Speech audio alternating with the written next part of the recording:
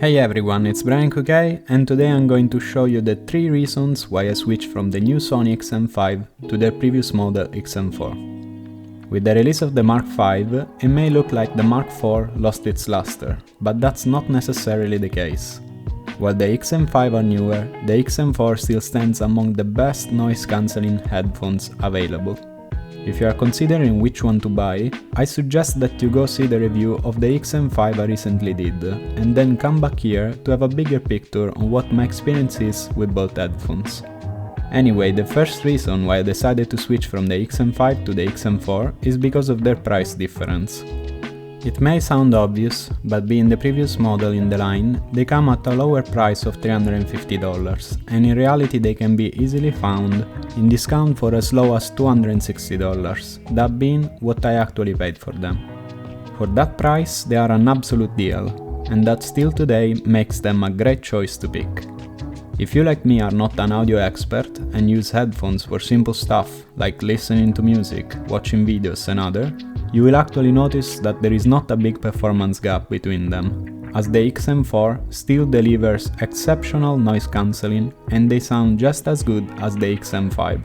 Basically, what you get from spending that extra money is just an improved version of the XM4, and the only big changes you will notice is an improved noise cancelling and a new cleaner design.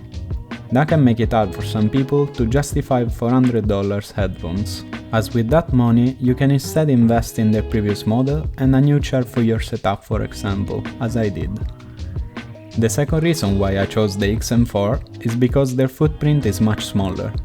With this new sliding headband design of the Mark V, you can no longer fold them down into a smaller size, and that was one of the most loved features with the XM4. This makes it much harder to take the XM5 with you in your everyday life, as they take up much more space, especially once inside their case. The case is also much bigger because of the non-foldable design and ends up taking quite more real estate. This factor can be a game changer if you often happen to have a fully loaded backpack, or if you just would like to save that extra space for something else. The XM4 instead will easily fold inside their nice and compact case, and that makes them without a doubt a better travel option.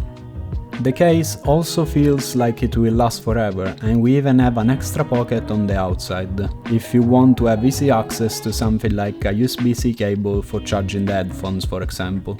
Once folded, they are so compact that you can actually fit them in one of your pants pockets. Of course, I'm not gonna go around like that, but it's just to show you how portable they can be and what a big difference there is compared to the XM5. Moving on to the third and last reason why I prefer the XM5 to the XM4 is because they actually share many of the same features. I found them to be as comfortable to wear, and I found them to be sounding just as exceptional as the new model. We still have all of the same touch controls. By double tapping you can stop or play music, while with a swipe you're able to raise or lower the volume.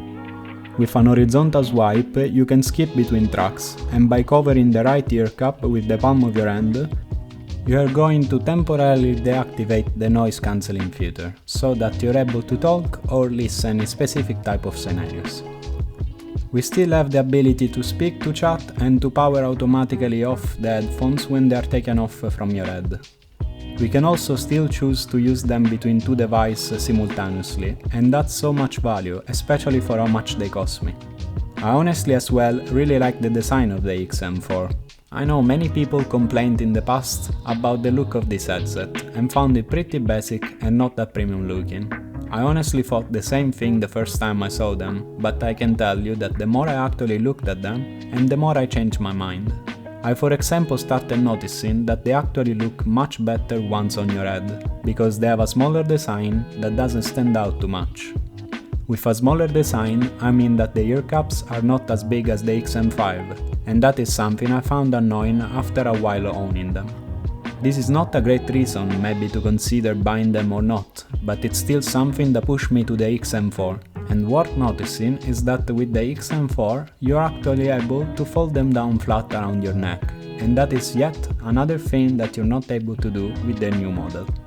That said, I of course really enjoyed the XM5 and I think it's a great headset and worth buying if you are into the new design and want the latest version of the noise cancelling that Sony offers.